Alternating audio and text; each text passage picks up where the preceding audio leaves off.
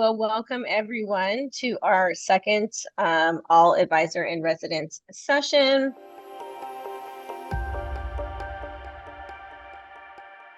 We're excited to see everyone. Some of you for the second, some of you for the third time this year. So I'm Jamie Clay, Director of the Young Leaders Program. I think everyone knows me by now. So I'm zooming in from Pennsylvania today. I would love for everyone to throw in the chat to where you're from so we can see who's all joining us and where you are calling in from. I would like to welcome all of our alumni joining us today. Also, of course, our advisors, our new advisors this year, who everyone will get the opportunity to see again next year, are Allison Rabin and Lauren Steiner from our leadership team, Ben Bressler and Dr. Rosalind Blasingame Buford from our executives team, Sam King and Jill Pillsbury from our whole person team, and our exiting advisors who have been with us for 2 years, who we're super sad to see go, are Frank Beardsley and Kathleen Lockhart from our leadership team, Denise Bell and Eric Goldstein from our executives team, and Paul Dreyer and Caroline Van Sickle from our whole persons team. So Pete Burridge, founder and CEO of Greenhouse Scholars, is going to kick us off. So Pete, kick it off to you. Thanks, Jamie. Well, welcome everybody. Good morning. It's great to see everybody, see everybody's faces, which is not so subtle prompt to maybe turn on your camera if you haven't done that already. But really excited for this. Excited about the progress that the program has made with regard to the advisors in residence component. It's been really awesome. And as Jamie highlighted, having some folks back for a second go really helps with that, creating some continuity along with new ideas. So welcome. So let's see, I'm going to first a couple of thank yous. I think first the young leaders for participating, for choosing to spend your time with us. You guys are busy. You've got a lot of options where you can learn and grow, and really appreciate you being with us. And then for the advisors in residence, just really appreciate you being willing to share your wisdom.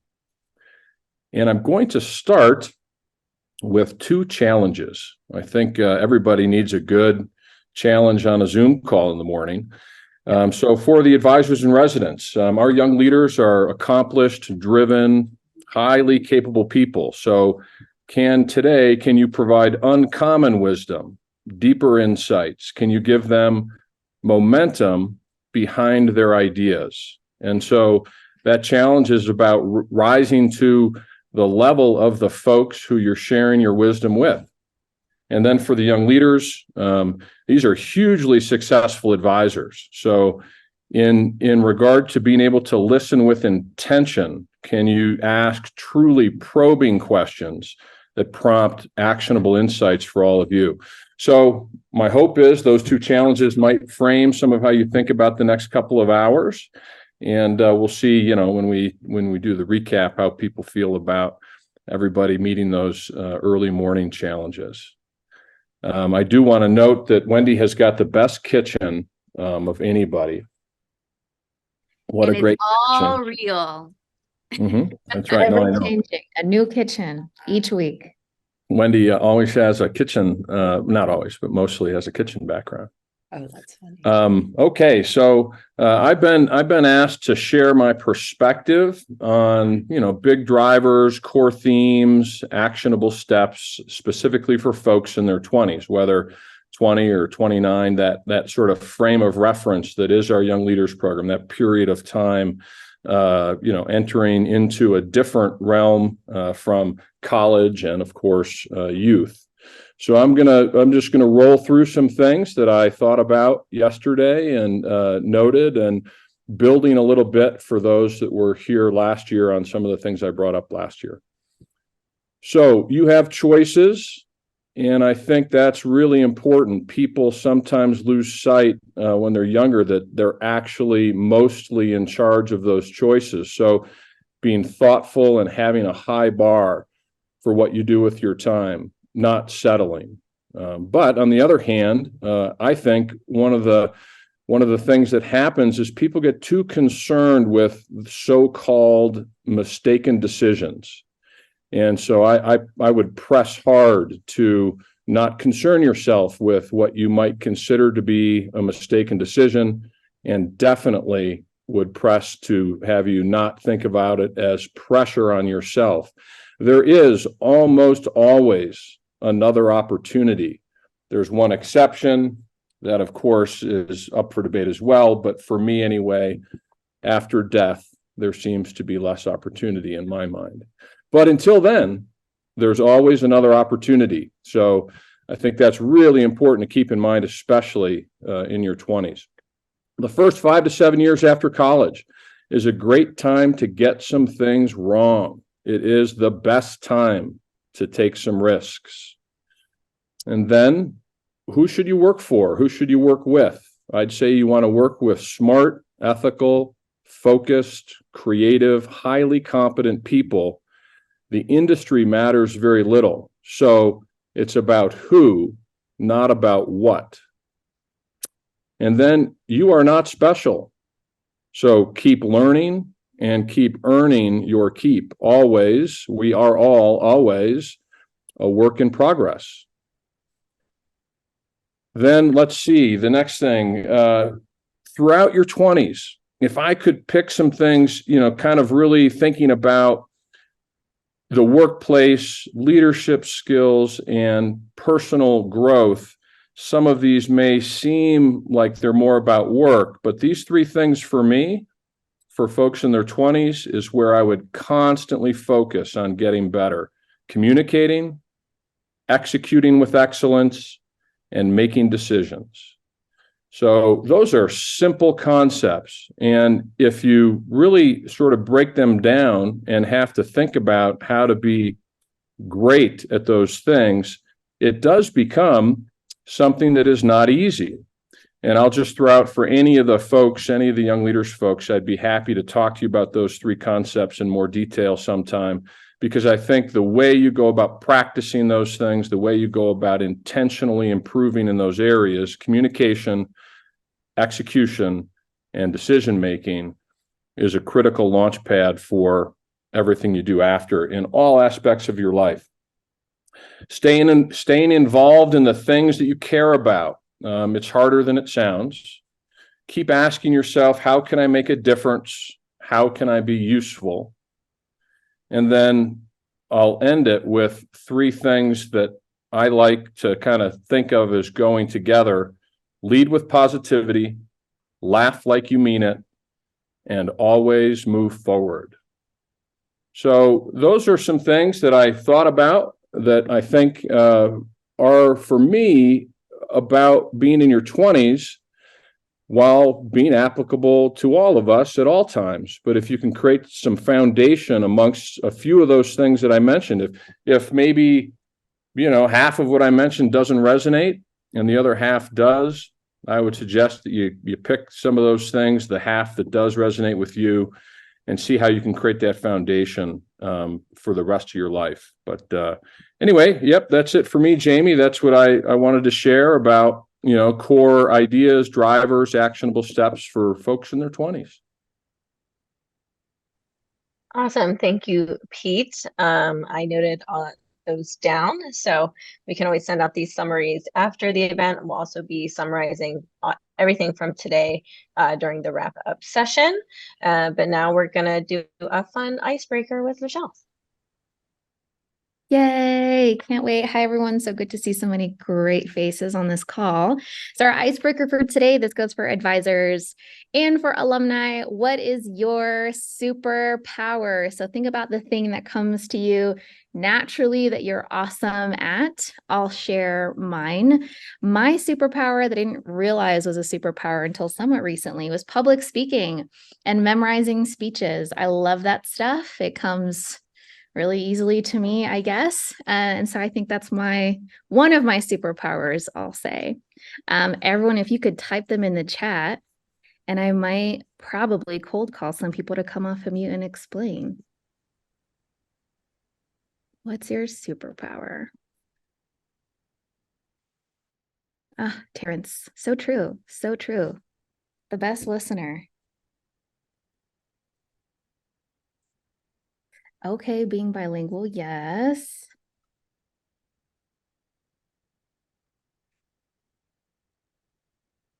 Mm,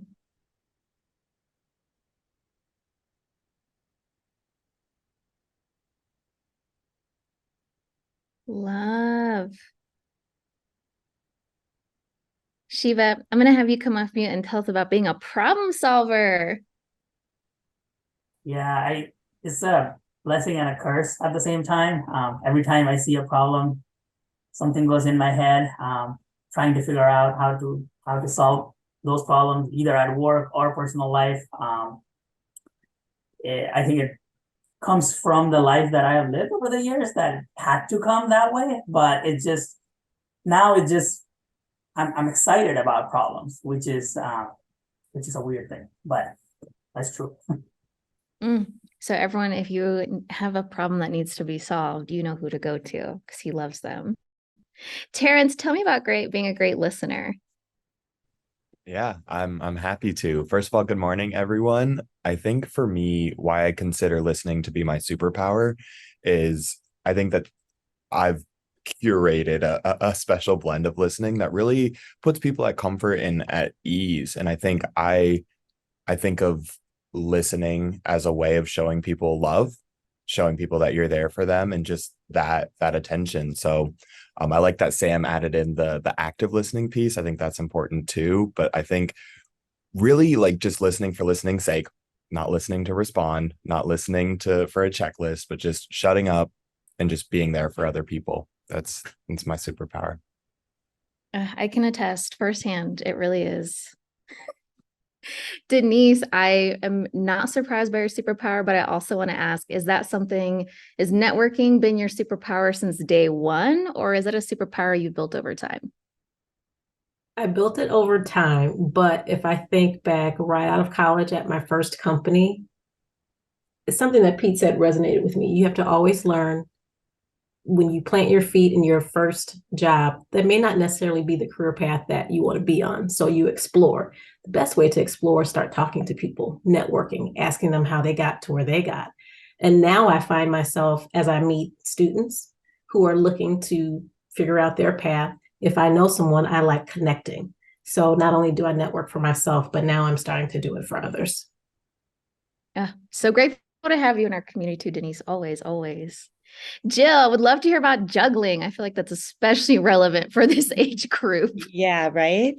This kind of popped into my head last week when I was thinking about superpowers. First thing that I thought was how I feel like I do a pretty good job of adding a lot on my plate, keeping it balanced. And I really enjoy being involved in a lot of different arenas, different people, different activities, different hobbies, sort of the yin and the yang, I guess, goes along with that a jack of all trades, master of none kind of thinking. I seem to feel like at this ripe old age, that's my space, my superpower, not really drilling in on one expertise in one area, but sort of casting a wide net and enjoying the different communities and people and activities and challenges in those areas. Thanks, Jill. Well, I encourage all of you. Oh, yeah, the Jill of all trades. Good one, Allison. There you go. I encourage all of you to lean into your superpower today as you go through each of our sessions. But also as you're reading what people's superpowers are in the chat, to Denise's point around connecting with one another, pay attention to who someone else's superpower is, and if that's something that you could use in your life at some point and have a connection to. So pay attention to your own superpowers, but that of others as well. We are kicking off our first full session of the day with our leadership team. So just as a reminder, our leadership team is exiting Frank Beardsley, who is the Senior Managing Director of Guggenheim Partners. So Frank is from California. As he mentioned, he's a Greenhouse Governing Board member. He has 35 plus years in the finance industry, growing insurance and asset management businesses. He is leading the Seeking Feedback session later today. We also leaving us is Kathleen Lockhart, VP of Deal Management from Zayo from Colorado. As she mentioned, she started with us with Greenhouse New Scholar Selection, which is kicking off soon again, professional networking, and she leads a 40+ person team, and in 7 years was promoted several times from her first position at Zayo to VP.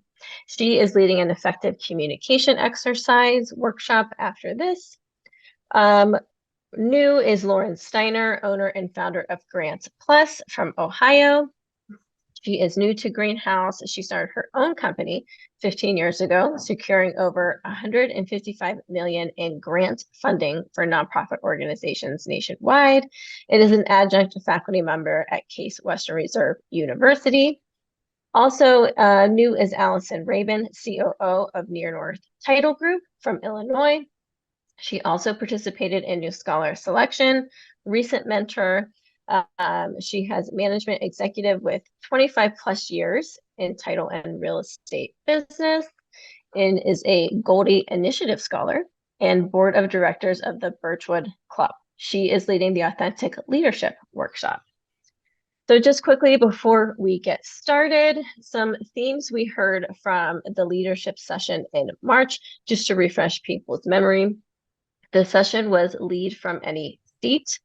Some themes we heard from that are being flexible in your leadership journey and adjusting your leadership style, the value of authenticity in communication in handling challenging moments, embracing feedback, both giving and receiving, identifying high potential individuals and investing in them, effective communication and building meaningful relationships with colleagues, and acknowledging that leadership is a journey of growth. So as you can tell, a lot of those things already came up this morning from Pete and different things that people said. So I'm excited to see sort of where that takes us in a little bit. So facilitating today's leadership session is Wendy Guardado. She is a New York relationship and communication manager at Greenhouse. She's also an alum, Colorado class of 2013. Wendy made her way to New York after graduating from the University of Colorado, Boulder, as a Teach for America fellow. So Wendy, I will kick it off to you to lead actionable steps to lead from any seat. Hey everyone. I'm excited for the next 20 minutes. They're going to be short, but I know they're going to be powerful. So I hope you all are ready to take some notes. I'm going to go ahead and start off our questioning. The first question is going to go to Kathleen first, and then I'll call on others. This is specifically about leadership skills. Can you provide specific actionable steps for recognizing when your skills and your workplace's needs are growing apart, and how to address this misalignment effectively? So Kathleen, on to you. Yeah, absolutely. So I think there's two ways this can grow apart. Your skills can outpace what your workplace needs are, right? You can kind of outgrow your role, or your workplace can demand more of you than what your skills kind of are providing. I think the first one is a lot harder to identify and take action on. So I'm going to talk to that one and let other advisors kind of go from there. If you are in a place where your skills are actually kind of outpacing your workplace needs, it's really hard to find and address that. I think you identify it usually by being in a place of, if you go multiple weeks without really feeling very challenged, if you kind of, there's like an 80% rule, 80-20, if more than 80% of your time you're really comfortable, you probably are in a place where your skills are outpacing the demand of your job. And I would say the most concrete thing you can do immediately is talk to your manager, ask for new projects, new strategic projects, new scope, anything like that. But sometimes, even if you're really, really happy in your job, if you can't add something to it to add challenge, you might need to look for other things. And I say that mainly because in the long term, if your skills are outpacing your role consistently, you're actually going to be holding yourself back, because we only grow when we're challenged. So it's really, really important to pay attention to when that misalignment is occurring, where you are becoming too skilled for the demand of what you're doing. So that would be mine, is pay attention to that level of comfort being too high and ask for more immediately. Thank you, Kathleen. 80-20. Okay, 80-20 rule. Frank, you're next on the same question. Yeah, I think, down the same line, I think you need to, identify the skills you need for your current role and maybe even the next role you're stepping into. And then you need to do, a self-assessment of the skills you have. And, a good example of that in my career was, I started my career on Wall Street as a trader. It's very much a individualistic role. My profit and loss each day was kind of my report card. I didn't rely on others really to much extent. When I moved out of Wall Street to Transamerica and got into the insurance and asset management business, I was still an individual contributor, but it was much more of a team collaborative environment. So I had to develop, management skills, communication skills, things like that. And I remember, probably 3 to 6 months after I went into into Transamerica, setting up a meeting with my HR head of HR, talking about some of the differences in the roles, and really asking for some help in coaching and mentoring to help me develop some of the management skills that I'd need to be successful in the career path I was going down in my new company there. So, being self-aware of those, changes is very important, I think, to making sure your career can grow over time. Great. And Lauren. Thanks, Wendy. I'm so excited to be here with all the other advisors. So thank you so much.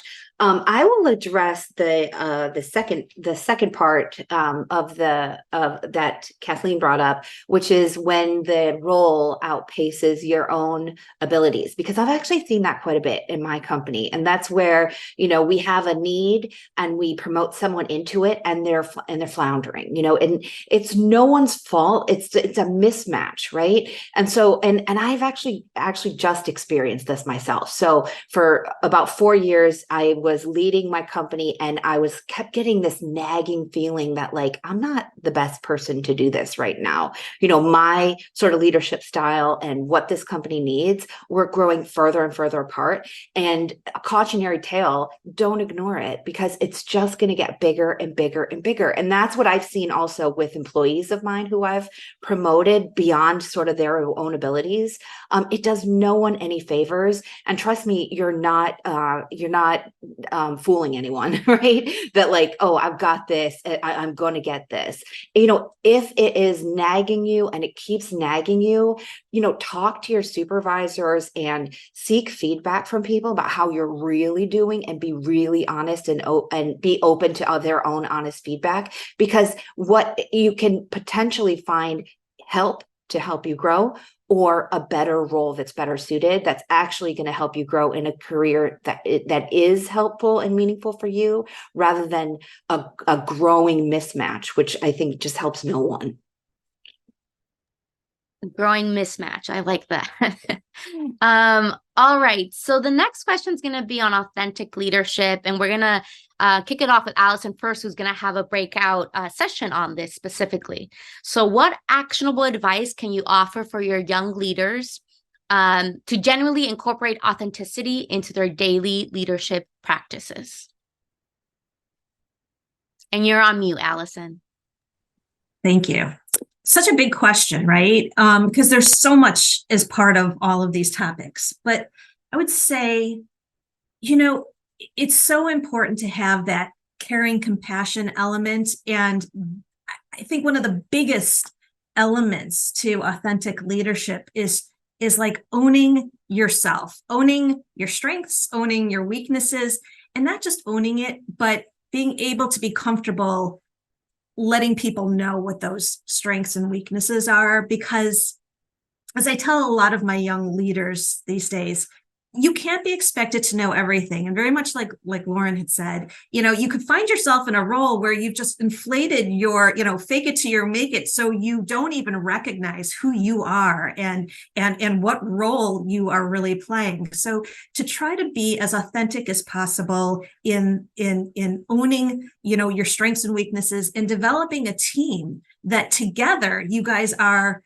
just so dynamic and amazing, but separate, you clearly have some, areas that growth is necessary. And I think people embrace others that will say, ooh, that's not my strength set, but oh, Lauren is really great at that element of it. So maybe Lauren can lead on this and then circle back to me and I could round up and lead on this part because this is where my strength set is. Thank you, Allison. And then I will also ask this question of Lauren.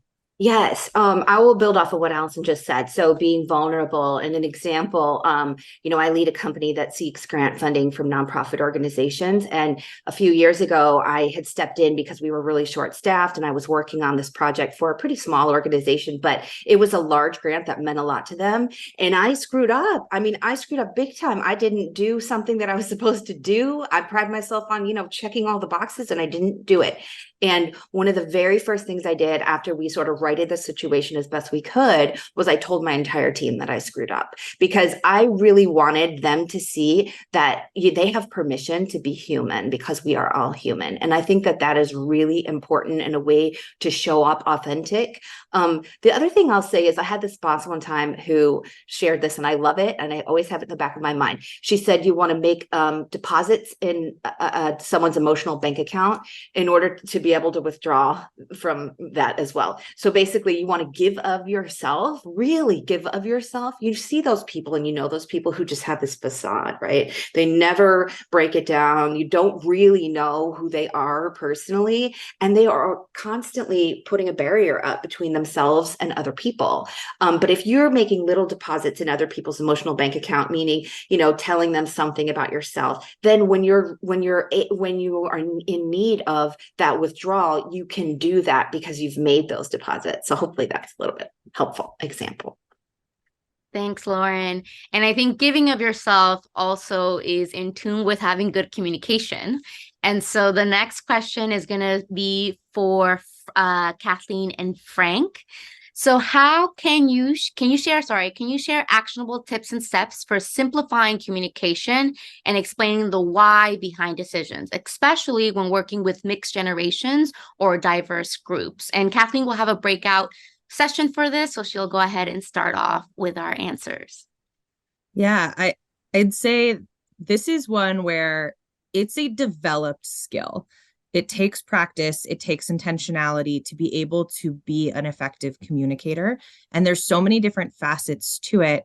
But to me, the biggest differentiator in my ability to improve my communication, particularly with getting to that why and making sure that I can do so for a mixed audience, came from focusing on how to get to the heart of the problem and be really concise.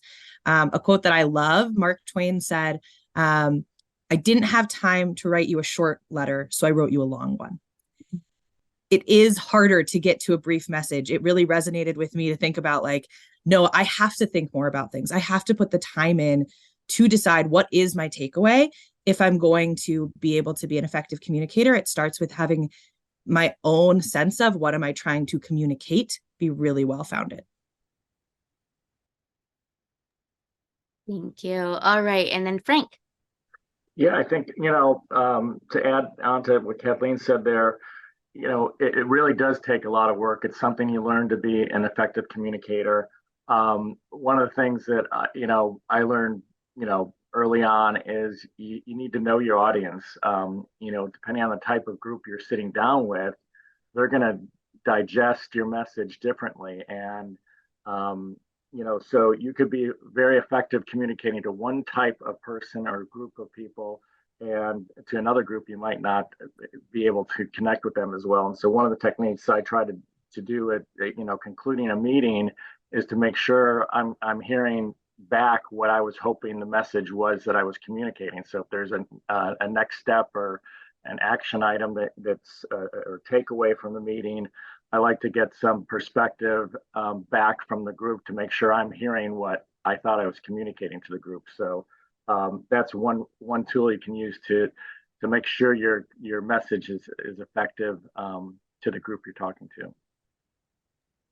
Thanks, Frank. All right, so the next question is on seeking feedback. We'll have Allison talk first and then Frank second, and Frank is leading a breakout topic on this as well.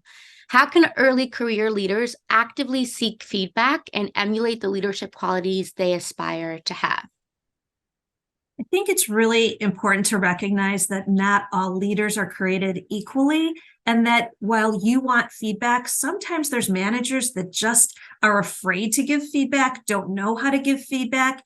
And it's almost our role as the person asking for feedback to make it easier for that person to give us good feedback. So I think the first part is really trying to reflect on what you want to gain from the feedback that you would like to receive. Are you trying to improve something or create some sort of actionable item or some sort of takeaway that you can implement? And really figuring out, okay, so is it my manager who's the person I should be getting this feedback from? And if that is the case, arranging a time, don't kind of blindside them and just walk into their office and say, I need feedback, but to say, hey, I really want to improve myself, or I really want to grow with the company, or I want to whatever. And I would really love to sit down with you for 5 or 10 minutes, whatever it is, at a certain time and schedule some time for feedback on, how I could be better.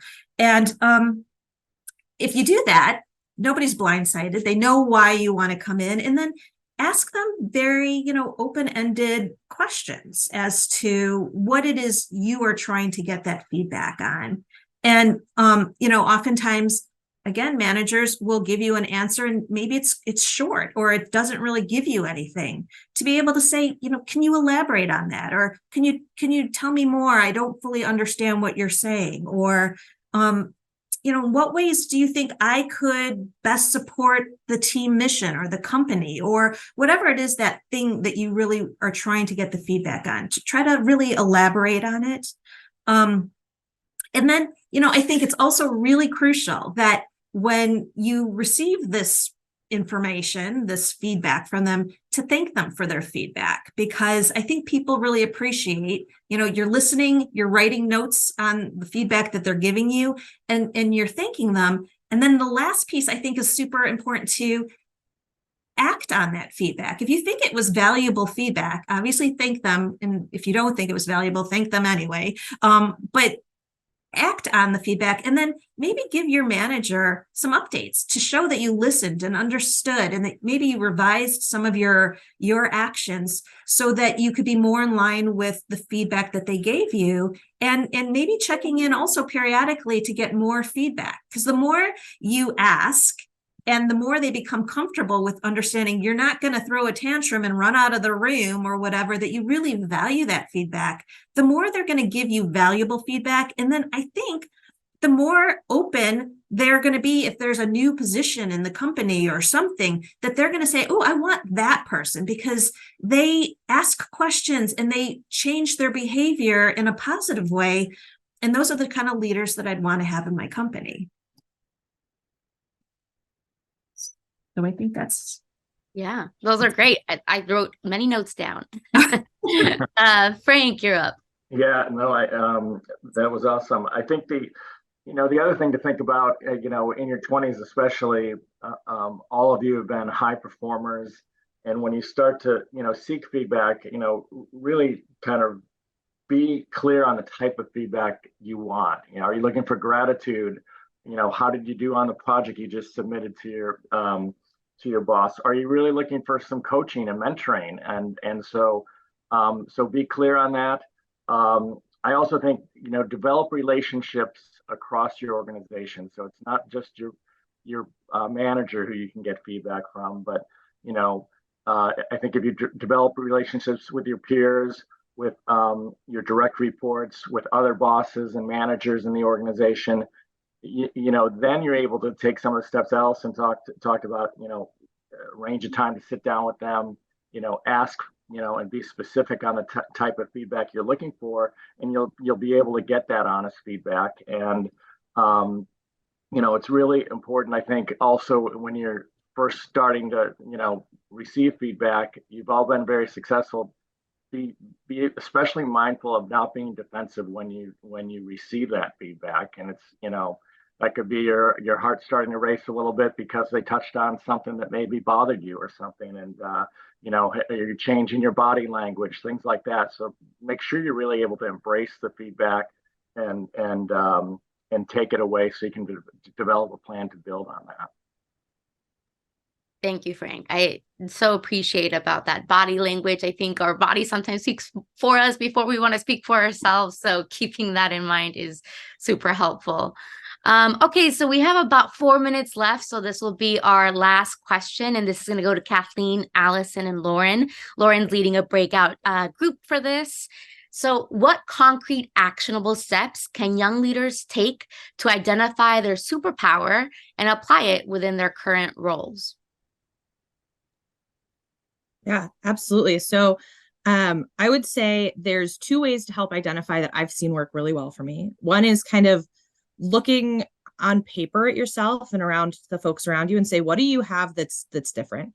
Where do you have diversity of thought, diversity of experience, things like that? So like in my case, I started on the engineering side of my company and then moved into the business side.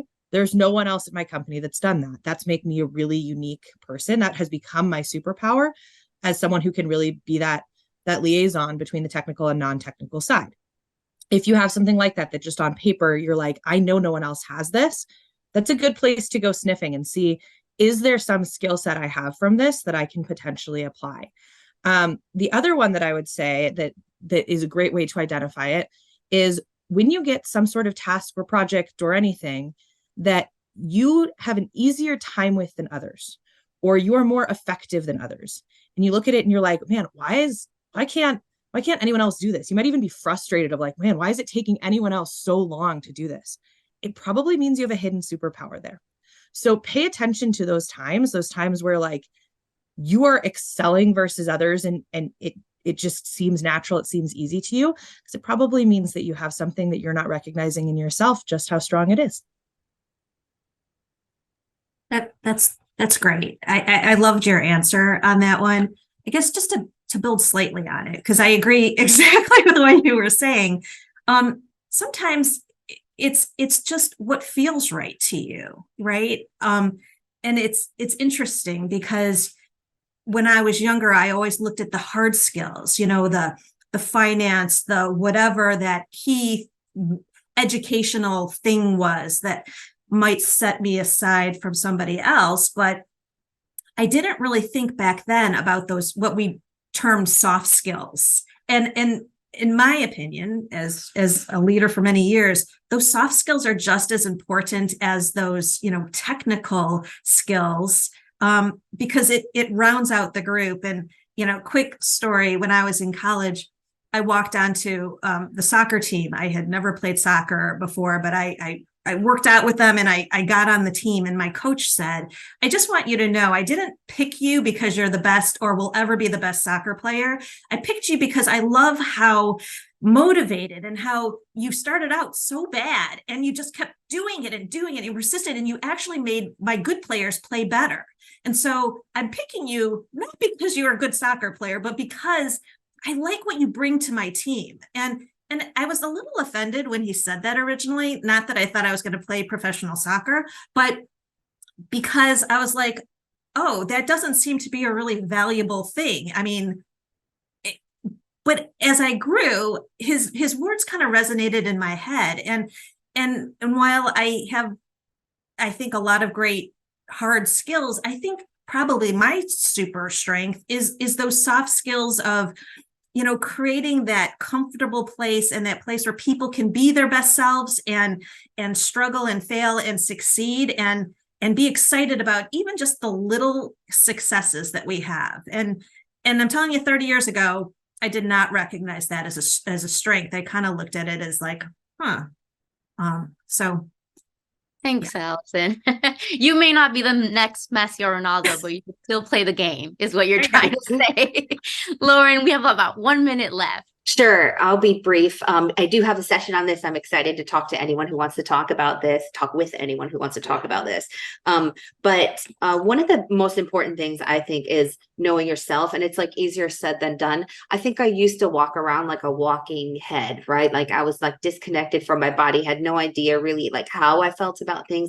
But I sort of knew if like something was not right, but I never really like had a good connection. So through mindfulness, through breathing, I know you guys do some like overall wellness education. To me, connecting the head and the body has been amazing. If I would have done that earlier in my career and really done that earlier in my career, I think that I could have made some decisions that would have been helpful for me. So I would just really recommend sooner rather than later, get connected to yourself so you really know when something feels right to you. And then I feel like you'll be able to identify your superpower earlier and really conquer the world. Well, thank you. Thank you for everyone for answering those questions. Welcome back, everybody, to our executive session. I hope y'all enjoyed the leadership session. I just want to say already, I've heard so many great things that I didn't have a full concept of or even hear until I was in my 40s. So I just think it's just really awesome, everything that's being talked about, and just really cool that you guys have this opportunity. So, all right, we are kicking off our next session with our executive team. Our executive team exiting, sadly, is Denise Bell. She is the area talent manager and DEI manager at Americas at Kone. I hope I'm saying that correctly. She's from Illinois, was a greenhouse mentor, and has over 23 years of professional experience in people management, including an 11-year career at Mercer. She is leading a Defining Your Career workshop later on. Also leaving us, sadly, is Eric Goldstein, Chief Risk Officer at Antares Capital, a great organizational partner of ours. From New York, he is on our Greenhouse New York Development Board. He has over 27 years of professional experience, including a 6-year career at Antares. He is leading the building relationships discussion later today. And our new advisors joining us for the first time for our all advisor session is Ben Bressler. He's the president of Natural Habitat Adventures. From Colorado, he was a symposium speaker. Some of you may have been there when he spoke. A founder of a 38-year business and is leading the Navigating Challenges discussion. Also, Dr. Roz, she's the director of organizational development for the Boys and Girls Club of America, calling in from Texas with a 25-year nonprofit career, including 5 years as an executive director, and is leading the skills development workshop. So to summarize some of the things we heard in June when we met with this team last, the topic then was defining your career in your 20s. Some of the things: clear and concise communication, embracing failures for personal development, building authentic and intentional relationships, prioritizing culture fit and vision for growth, the importance of building a unique brand, and understanding the need for tailored management approaches. I just think it's really interesting how already we're seeing themes from session to session. Facilitating this Q&A today is the one and only Lauren Hudgens, our Chief Operating Officer. Lauren is from Detroit and made her way to Greenhouse Scholars, first with working with our sister company, Greenhouse Partners. You all know her from working on the Whole Person College program, and we're excited to have her facilitate this conversation today. Lauren, kicking it off. Thank you, Jamie. Good morning, everyone. It's great to see some of you again and others for the first time, and I'm excited to facilitate the session. I'm going to jump right in the essence of time. So first up, question for you, Denise. Can you share specific actionable steps that young professionals in their 20s can take to clarify and define their career goals and aspirations? Absolutely. And hello, everyone. I neglected to say earlier, and I just want to make this plug, I'm not leaving Greenhouse Scholars. I am still a mentor. I'm still part of the professional development directory. So while I won't be an advisor anymore, I am super excited to continue on my journey with the organization. So I just wanted to put that out there. Okay, so to answer this question, I tried to think about it, and I know this group is diverse. Some of you may be at companies already on your journey, on your career path, just trying to figure out how to grow. Some may be working at a company, you're not quite on your path yet and want to figure out how to get there. Some of you may have entrepreneurial aspirations. A common denominator with all three, and I'll touch on specific things for each of the three, but the common denominator is networking, talking to people who are in roles that you aspire to get to, leading businesses similar to what you want to do, getting on the career path that you'd like to be on. Pete said earlier, on this journey, you're always learning. You don't know it all. You need to actually have conversations with people. So let's start with, if you're at a company already on your path, say you majored in finance, you're a financial analyst at a company right now, or computer science, and you're in your first, software engineer role. It's the end of the year. You're coming up on your year-end performance review. And then in January, you're going to start to have discussions around your development.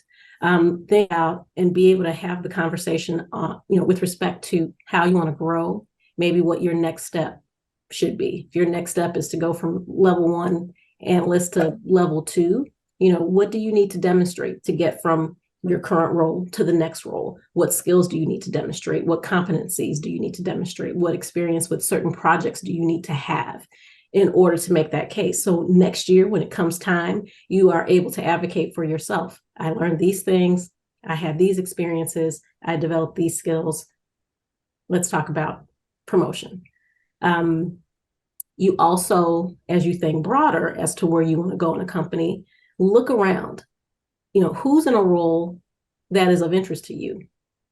Ask them to lunch. Talk to them about their journey from, when they joined the company to where they are right now. What skills did they build? How did they build them? And especially if you see someone's a good presenter or they're good with analysis, how did they build those skills so that you learn what you need to do the same? Okay, I'm going to pivot. Say you are working right now at a company, but you're not quite on the career path that you'd like to get on. Again, I'm back to that common denominator. You're researching and you're networking. You have alumni from your university. You have Greenhouse Scholar alums. You have the professional development directory. Find people who are already on the path that you'd like to pivot and get on to see how they got there. Learn what skills, what certification, maybe what education they needed, what other resources they needed to make that transition or to just move into that. Also, use LinkedIn. So I find if you go into LinkedIn, you can search by titles, find people with certain titles, see what companies they're working at so that you can see what companies are looking for, the type of career path that you're interested in. Look at how they've moved in their career journey. Again, you're learning to see what good looks like so that you can figure out what you need to do. If you have entrepreneur aspirations, again, I come back to that networking to understand what it takes. What resources does it take? What skills do you need to build? Where can you build those skills? Maybe you need to work someplace first to kind of build some skills and content knowledge before launching your business. You have to be very strategic, but don't recreate the wheel and think you have to figure it all out by yourself is the point. Talk to other people, network, learn from other people in order to chart out your journey. Thank you, Denise. I love that you reinforced a greenhouse component of professional networking. Eric, professional networking requires building relationships. Can you provide insights into actionable networking and personal branding strategies for young professionals looking to make a mark in their chosen fields during their 20s? Sure. And good afternoon, at least from New York. And I guess for those of you an hour or two behind me, good morning. It's great to be here again with you. So in terms of, networking and personal branding, and I think I'm going to touch on some of this in the breakout session. But, networking is really important, right? It's really important for personal development as well as professional growth. It opens lots of doors, provides insights, really building a support system. And I think you guys have gotten a great foundation for some of that, even through, Greenhouse Scholars. But as I was thinking about what, I would say here, a couple of maybe like 3 insights that I want to share. And the first one is really being intentional and systematic about the approach. And I know that, came up earlier as well. And I think when I think back, like I was always good at forming relationships, but I wasn't intentional and systematic. And what I kind of mean by that is when you're meeting people, like you want to keep notes, right?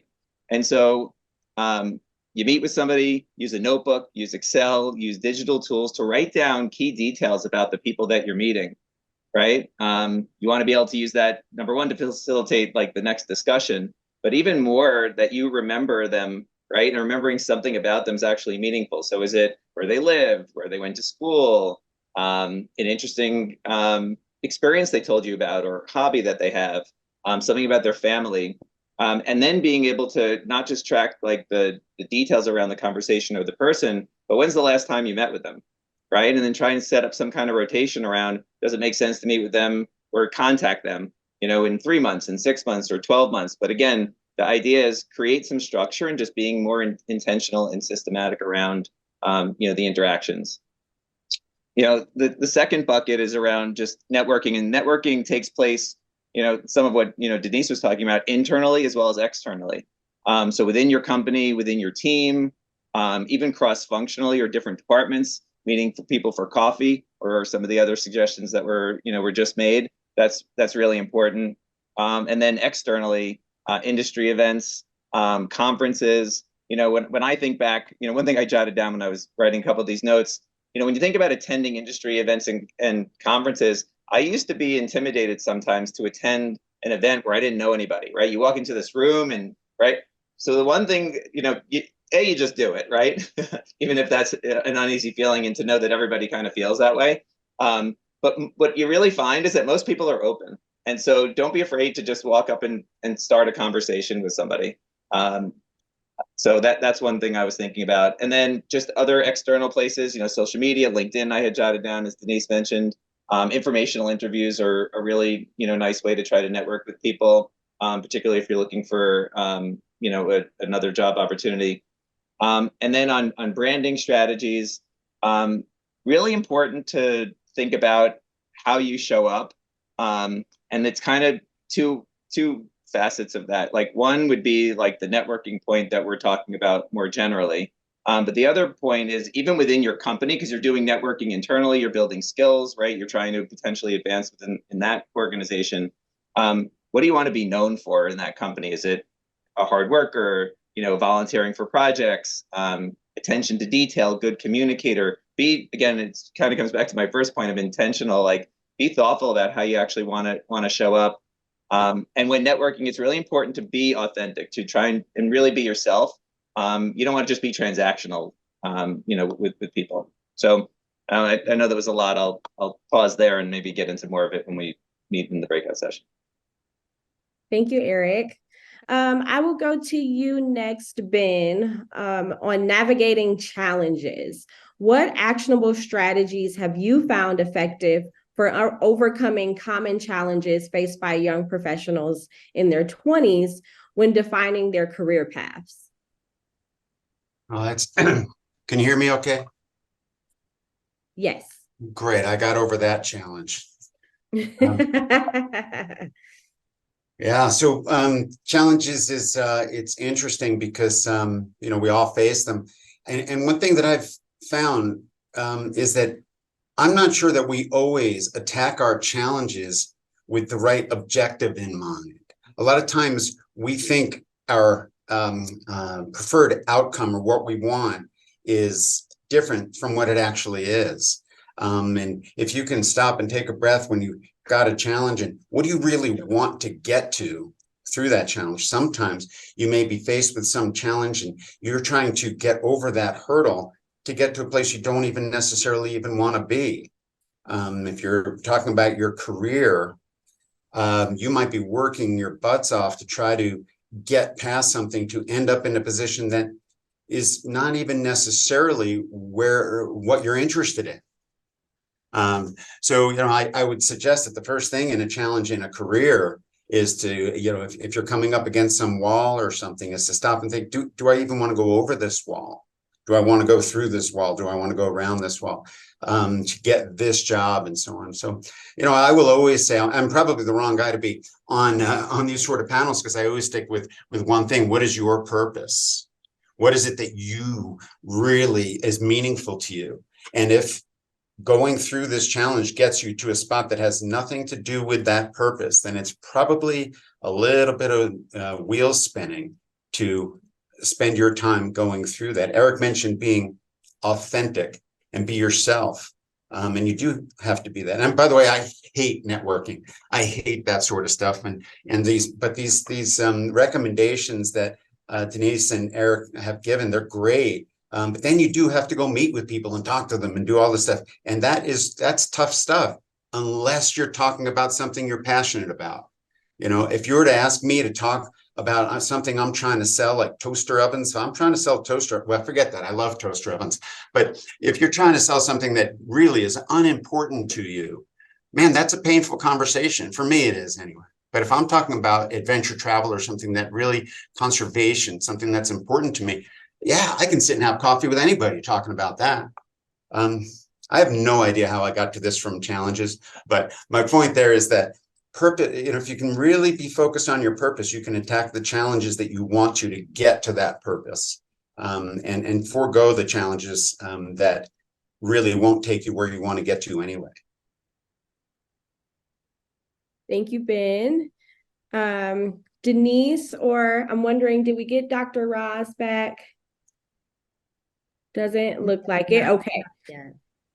Denise, how can young professionals actively seek mentorship or guidance to help them define their professional careers? And what actions can they take to make the most of these mentorship relationships? So many times people try to find one mentor to advise them on everything. And I learned over the years, it's better to create a board of directors, kind of a board of mentors. You know, when you think about, Ben, I love how you talked about what is your purpose? You know, what is your passion? When you determine what that is and how you want to move in that space for a career, and then you are able to break down and understand what you need to learn, you kind of scan the people that you know, or the people that you have access to, and figure out, okay, who's doing X, what does good look like, who's doing Y, contact them and let them be, after you develop a relationship, of course, it takes time to develop a relationship, but, you know, identify people who can mentor you in one particular area so that you have a board of directors. Then there's more purpose to the conversation. You're focused on what you hope to get out of the relationship. I've seen that work really well. It's actually worked for me. Thank you, Denise. Dr. Roz, I see you on video. I'm wondering if we can hear you now. Thanks. Woo! Yes. And of skill development, we will talk in the breakout session about the importance of having technical skills. But I truly apologize. Hello, everyone. It sounds like we're talking about mentorship now. And I absolutely agree with Denise in terms of the importance of having a cadre of folks with whom you can connect with, count on, learn with and from. I remember I had the opportunity to go through a leadership development program, and one of the components that we had to focus on was building our kitchen cabinet. So when you think about there was someone who always changes their background to a kitchen. And it made me really, really think about that. There are certain things you need. There are certain people you need, right? If you want to have an effective recipe, you have to have those key ingredients as well as the key utensils for building that. And that's kind of the lens through which I look at mentorship. So I want to talk about, I'm going to take a page out of Eric's book, and there's power in the number 3. So I want to share just 3 key concepts that for you to just really think about as you consider mentorship. The first one other quick story. I remember when I started my master's program, one of my favorite professors ever. If you ever have an opportunity to learn from her, her name is Dr. Trevi McDonald. She's now at the University of North Carolina. But she challenged us to come up with what our golden pearl is, like what's that one mantra that drives you. And mine at the time, this was maybe 20 plus years ago, was if it is to be, it is up to me. And that kind of goes back to something Pete said earlier about us being in charge of our choices, as well as in charge of our outcomes. We play that pivotal role in that. So as I delineate those three concepts for mentorship, they all begin with the letter I, because I'm addicted to acronyms and alliterations. But the first one is intentionality. Just really, really being intentional and deliberate about your goals, what type of guidance it is that you seek. Clearly define who you want, what you want from mentorship. Sometimes it may be career advice. Sometimes, to Denise's point, it may be skill development, or it may even be personal, and you may want someone to support some of your broader life insights. But identify individuals who align with your aspirations, values, and professional journey, and look for mentors whose experiences actually resonate with your goals or what your intent is related to mentorship. The second I is initiative. Oftentimes we, like you all have been paired with a mentor through Greenhouse. There are a lot of formal programs that provide access to mentorship. But as we grow in our careers, oftentimes we have to make those connections. And it can happen through some of the networking opportunities that Eric and Denise talked about, building first networking and then building upon those relationships. But once you're intentional, you have to overcome any hesitation you have about taking the first step and actively seek out potential mentors who inspire you or who possess the knowledge and skills you wish to acquire. They may be someone called out internal or external. So they may be someone within your company. They may be someone within your community. They may be someone who you revere and see as an amazing leader who you may not even believe you can connect with. But we have all of these digital platforms and tools that brings us so much closer and make folks so more accessible. So it's always worth, my mom used to always say, nothing beats a failure but a try. But the sky is your limit. So choose to think big, but also be ambitious, but also look for things that are also attainable, but strive to identify those folks who you want to connect with. And then the final I is investment. You have to commit the time to foster a meaningful relationship. Eric talked about relationships. You treat the mentorship as a dynamic and ongoing process rather than a one-time event.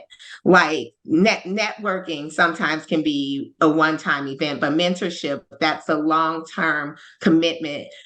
So you're connecting with that person, building rapport, trusting them as an advisor, but also being able to be vulnerable and lean in to that relationship, making sure you carve out time, making sure that when you have access to them and meet with them, that you're prepared.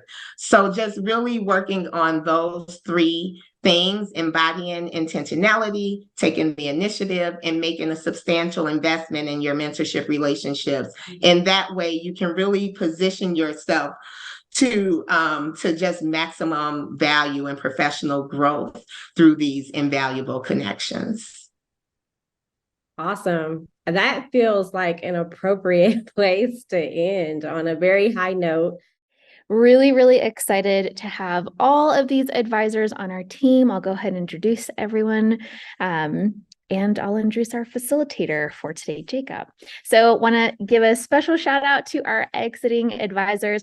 That does not mean that they're leaving a greenhouse, everyone. They are still around, but they will just be stepping down from our advisors and residents for this upcoming next year. So Paul Dreyer is a consultant, coach, mercenary, educator, and facilitator, former CEO of Avid for Adventure.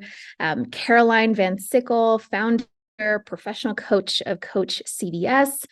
Caroline has also spoken at Ignite this past year and has led some really incredible workshops there and beyond. And then would love to welcome our 2 advisors who will be returning. You'll see their faces again next year. Sam King is a director of sustainability of Marist School Network. Shout out, Sam. Go you Bears. Sam and I went to the same college. And Jill Pillsbury, founder, professional coach of Jill Pillsbury Private Practice. Jill is on our Greenhouse California board. So really excited to have this incredibly robust group of advisors.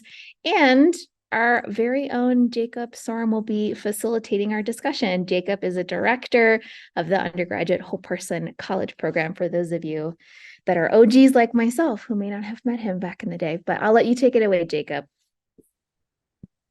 Thanks, Michelle. I am excited to be here today, everyone. This is a topic that I'm very motivated by. So without further ado, let's just dive right in. Jill, this first question is going to you, as I know it's connected to your breakout topic. So the theme is support systems. How can young adults actively seek support and develop a support system to foster their well-being? And what actions can they take to strengthen these connections?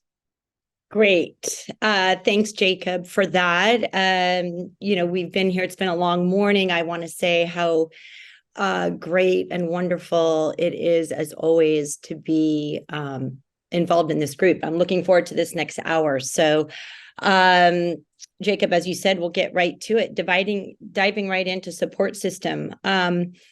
I'm really excited about this topic. I think it's really in the forefront in a lot of arenas, especially given that our Surgeon General just this last year announced that we in the United States actually have a loneliness epidemic. So I think it's really important. I came across a quote I just wanted to share really quickly.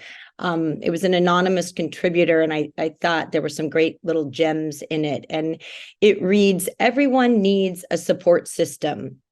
We cannot do life alone and expect to keep mentally, emotionally, and spiritually healthy. We cannot do life alone." And I know we're focused on you guys in this age group, but this skill set, identifying your support system and working with it, because it changes over time and over life. It's important to you all in your 20s.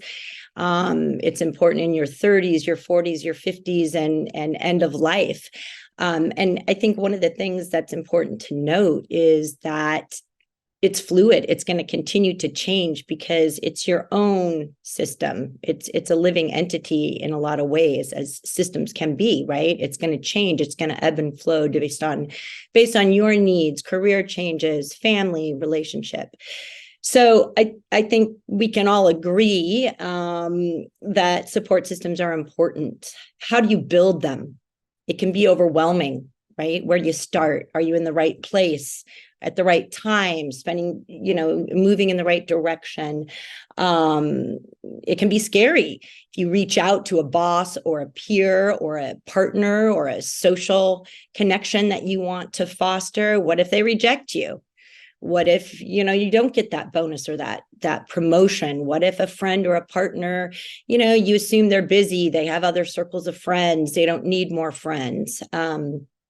So I think a great approach is to think about it strategically. And I've talked with some people that I've worked with and breaking it down kind of systematically. I think one of the other advisors, when he was talking about networking, talked about creating a system. So we'll get into this in my breakout session a little bit more specifically with a little exercise, but just a couple quick go-tos.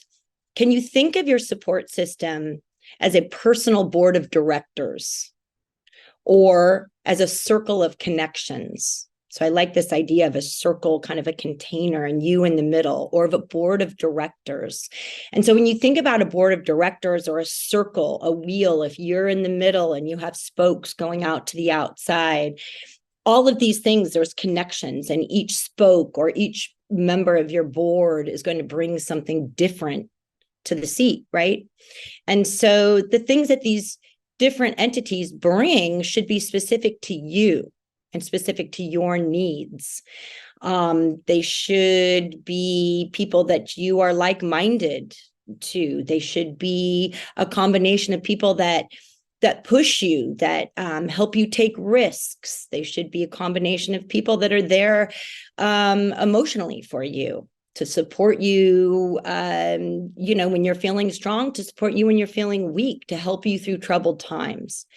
So again, kind of this strategic approach to creating these different entities in your circle or on your board.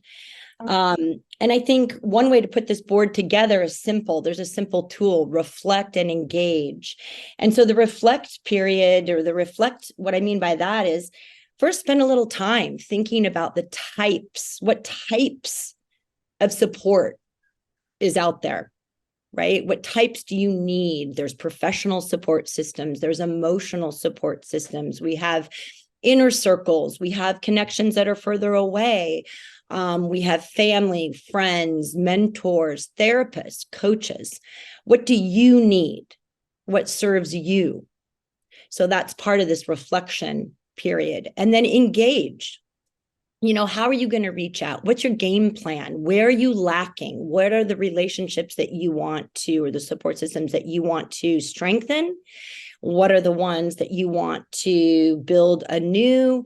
And what are some that are taking away, that are creating a negative energy that you want to spend less time? Can you move those to an outer circle, or off of your board completely? And then, again, engaging, make an action plan, because that's what we're sort of talking about here. So if it's a social arena, can you join a club? Is there a hobby or a class you'd like to sign up for? Meet new people, create social engagements. If it's professional support that you're needing, make a date, make a plan, set an appointment with a boss or a coworker, use your professional networking services. All of those things are important. And then finally, I'll just kind of end with balance. I mean, I think there's no right way.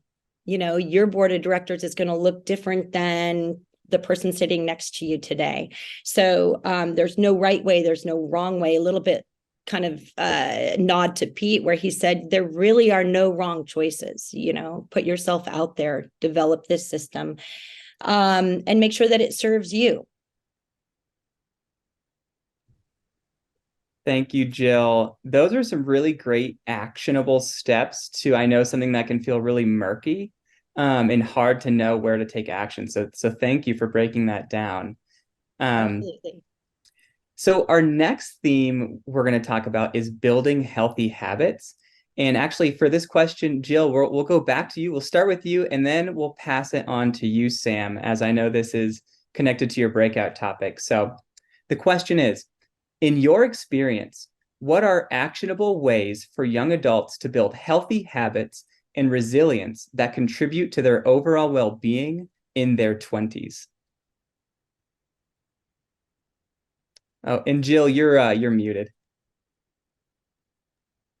Okay, great. I'm getting all of my hard work out of the way. I can just relax now till my breakout session, right, Jacob?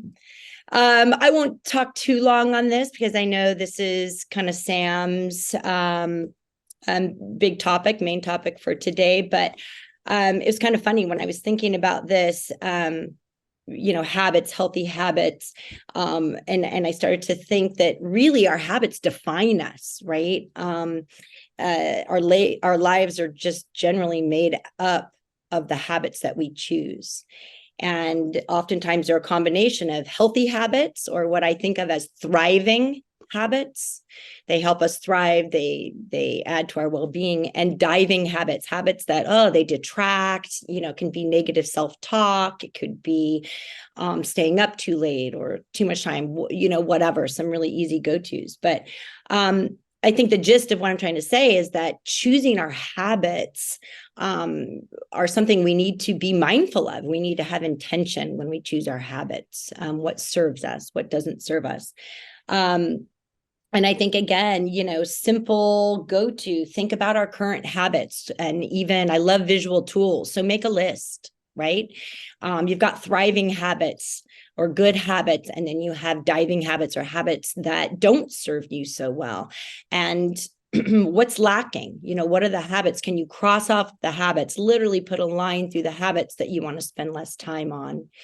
And can you focus and create kind of a Post-it note on a couple quick go-tos? What are some habits that you feel are healthy habits that you would like to add to your life with intention? What's going to make you feel good? Again, I think some of them are really basic go-tos in my mind. I know exercise is a huge healthy habit for me.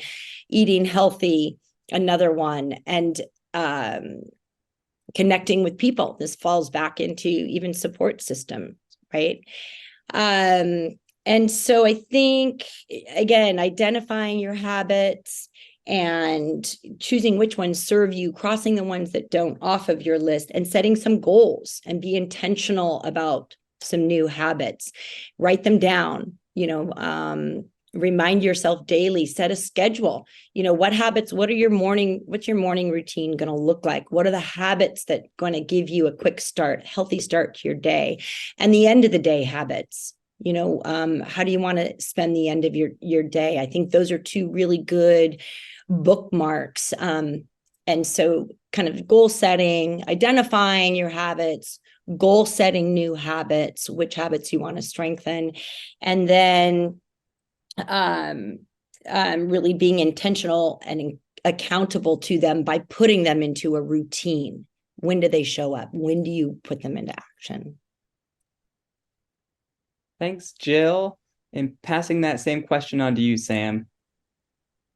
Awesome. Thank you. And glad to follow Jill, because so many of my comments really dovetail with the wisdom that she just shared about habits as the cornerstone or the foundations of well-being, right?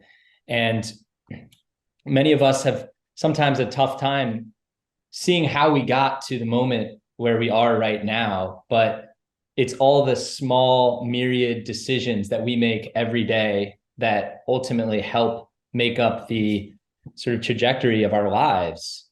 And so I think it's such an important opportunity to bring attention to those myriad, hundreds, if not thousands of decisions we make every day, and how those are contributing toward not just our own flourishing, but the well-being of all those around us.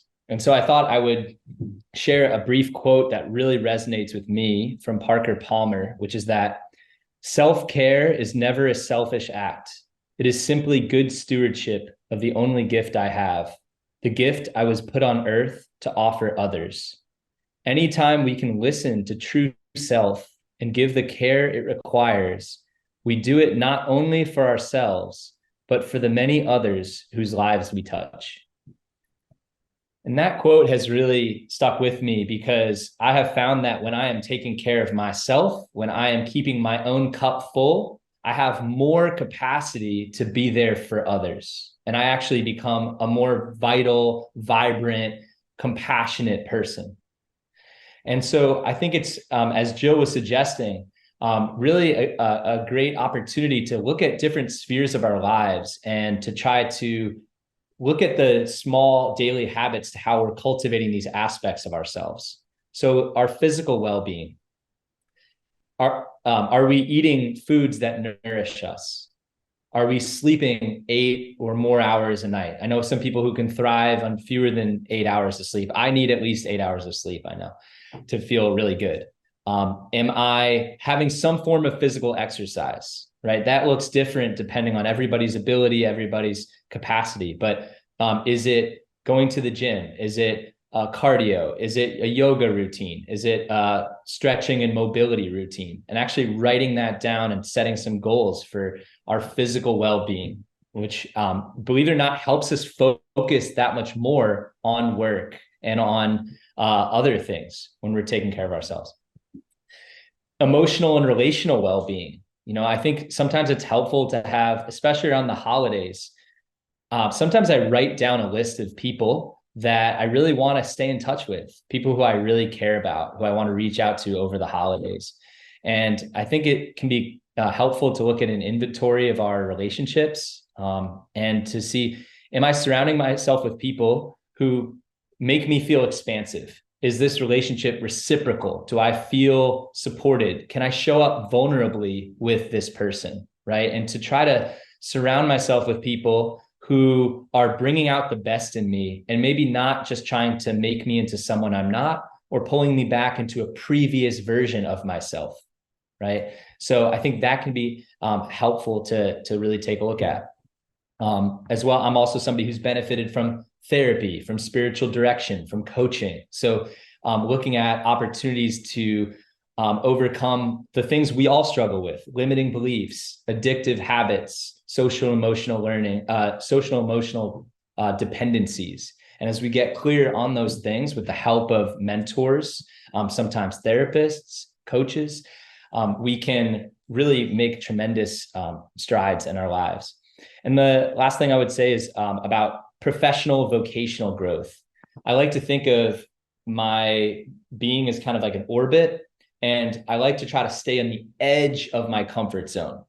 If I'm too close to the middle, then I'm probably stagnating or going through the motions. If I'm too far outside my comfort zone, if you threw me into a NASA space launch planning committee, I would be completely incompetent, right? As an example. But there's somewhere on the edge of my comfort zone that is pushing me, that is helping me to continually learn, that for me has been the ideal space for growth. So how do we cultivate that in our own lives and find ways of pursuing work that is stretching us, but not making us unwell or turning into like a workaholic or becoming someone we're not, but continually kind of stretching us, helping us grow, and surrounding us with people who are helping us become better versions of ourselves. So I'll pause there. Thanks. Thank you, Sam and Jill. Both of those answers were great. I just know one quick takeaway I got was just the amount of agency we all have on choosing the behaviors that reflect who we are and who we want to be. I just think that's a really great takeaway, is that we have a lot of choice there. So we're going to switch to our next theme now, which is physical and mental well-being. And this question is going to go straight to you, Caroline, and then Sam will pass it to you afterwards. So what actionable steps and habits can young adults incorporate into their daily routines to promote both physical and mental well-being? A tough one because it's going to take a lot of time to explain. So it's basically what my whole 30-minute workshop is about. But in a nutshell,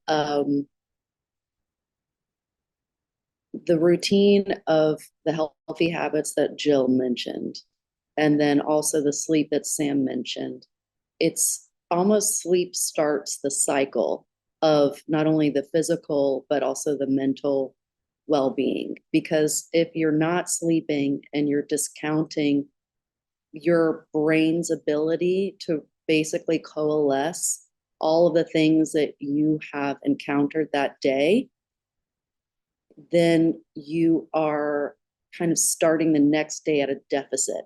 And it's not just sleep in your body, it's your brain. And so they say that if you're not sleeping, if say you only get 6 hours of sleep every night for 3 nights in a row, and you get on the road and drive, it's as if you're driving drunk. So that's fundamental. Exercise is fundamental. Even yoga, meditation, nutrition, something that Sam had mentioned.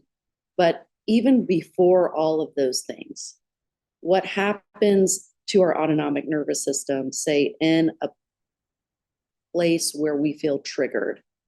If we don't have our hand on the pulse of how to get back in the saddle after we've been knocked off from, say, an argument with a spouse, say someone giving us feedback and us getting kind of the shrill on our body, anything that knocks us into fight, flight, freeze, or fawn mode, if we don't have access to what really brings us back into the moment so that we can make the next right move, that's at the baseline of everything.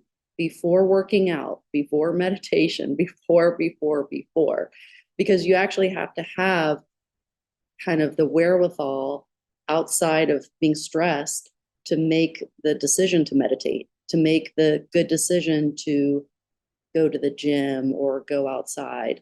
So one of the things I'm going to be talking about is emotional regulation, and that being kind of a baseline for the biological response that our bodies make to stressful stimuli. Thanks, Caroline. And actually, Sam, we're going to pause on passing it to you quick because Paul, I just want to know, I didn't forget about you. We have 3 minutes left, and I just want to make sure, Paul, you have time to add to this panel discussion. So I'm just going to jump to the next question quick, which is on the theme of work-life balance and stress management. So Paul, how can young adults in their 20s manage the challenges of work-life balance and stress effectively? And what practical strategies or tools can help them? Well, first of all, I talk way too much all the time, so no worries. I'll take 2 minutes. That's all I need. And I'll share two things with y'all in this work-life balance and stress management. Two suggestions, practical suggestions here. One, little audience participation. I'm curious, raise your hand, digital or real hand, if you've ever heard of this guy named Wim Hof or the Wim Hof method. A couple folks out there. Wim Hof is this Dutch guy, and he developed this method of breathing, but also related to like going into very, very cold water, like cold plunge, like going into water like less than 40 degrees, spending a few minutes in there and like shocking your system. Where I live in Lyons, Colorado, I recently joined a cold plunge group that once or twice a week we go into a nearby lake and river, go into 40-degree water, totally freeze that off, right? And there's all this, like the Wim Hof method that you'll read in the link that Jamie put in there. They posit a bunch of medical and health benefits from it, but all that is actually baloney science, I feel like. Like you get like really good benefit from doing this, in my opinion, because when I show up for every week for this cold plunge group, I get to connect with other humans, and you get to do this thing together as a group. Going back to what Jill said in the beginning here of like having a support group, that can be kind of like a design support group, but I would say broaden that even further to like my first suggestion of just having like a group that you can connect with in just a human social way, right? And the second thing that I would suggest with you in the limited time we have is this question, and our questions that we've been exploring are all around quote unquote work-life balance. And I would suggest a semantical change a little bit just in the wording of that. Work-life balance for me is like this scale, right? Balance scale that you have to like have work and life, and they have to balance each other out. And that's just fundamentally never going to happen, right? We go into these cycles, and it's okay to be like stressed out for a little while and then have a break. And so I've switched my wording from work-life balance, and it's subtle here, to work-life blend, right? So think on not on like a daily or a weekly basis, but think about over an entire winter season or over a whole year. Are you having a blend of time off and connection time and work and stress time? If we start to have like every day or every week or my job has to be perfectly balanced, it'll be not setting ourselves up for success. Excited to see a bunch of y'all in the breakout session, and I'll turn it back over to you, Jacob. Thank you, Paul. And you be careful in those icy rivers. Welcome back, everybody. We are just about done with the day. Whole person team, thank you so much. We so appreciate you guys. Your session is always I just love it. So you are off the hook for the day. Thank you so much. We are now going to move into our wrap up. So there is, I mean, just so many themes. I don't have time to really go over everything. I did put the major themes from the entire day into the chat to look at. We will also send something out to alumni later this week. Just a couple of things to hit on though. As far as the icebreaker goes, I thought it'd be kind of fun to summarize everyone's superpowers. So this group is amazing at communication skills. You're also amazing at problem solving and creativity, organizational abilities, interpersonal and emotional intelligence, and my favorite, amplification and facilitation. So celebrating all of you guys for recognizing those things and leaning into them as we went throughout the day. Some other themes that we heard of by session, leadership, the importance of continuous growth and feedback, and authentic leadership and effective communication. Alumni, I'd love to hear from you on your top takeaways as I go through these, either from the day or from the individual sessions to put into the chat. The executive session, we heard the importance of strategic career definition. So, really actively networking with individuals, figuring out your journey, whatever that road looks like. Purposeful relationship building. So not just networking, but taking the time to build relationships, the importance of the long-term investment with relationships and mentorship. With the whole person team, we heard about dynamic support systems. So I love that a couple of times we heard from multiple people throughout the day the importance of forming your inner circle, the importance of your board of directors that we heard from both Jill and Denise, and the importance of holistic, healthy habits. So what that means for self-care, what that means of who you surround yourself with, how you start your day, how you end your day. So those were sort of the individual themes. And as I put into the chat, overall big picture, leadership development, prioritizing continuous personal and professional growth, embracing authentic leadership, strategic career building. That means defining your professional path, prioritizing intentional relationship building, and then whole person well-being, cultivating a dynamic support system, focusing on holistic, healthy habits, effective communication and interpersonal skills. And again, just really loving this one, innovation, resilience, and problem solving. So that's just a high level of what we heard from today.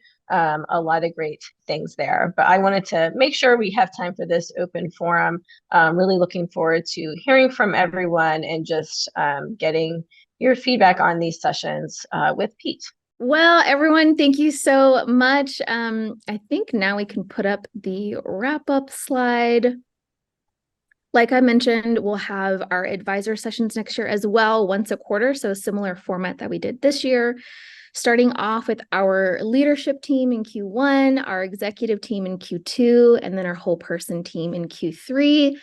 Ending out the year 2024, with our all advisor session in early December. So save those dates. I'll be sending them out again in an email after this. That way you have them. Would love to see this entire group at all of these if possible. Last but not least, we have an alumni survey. Please take a couple of minutes to fill this out before things aren't fresh anymore. So if you have 5 to 10 minutes right now, it is not too long, I promise. Please fill that out. It helps Jamie and myself continue to make adjustments and improve things as we continue growing this incredible program. So thank you all so much for participating, engaging, showing up today. It was really good to see all of you and hope to see all of you again very soon.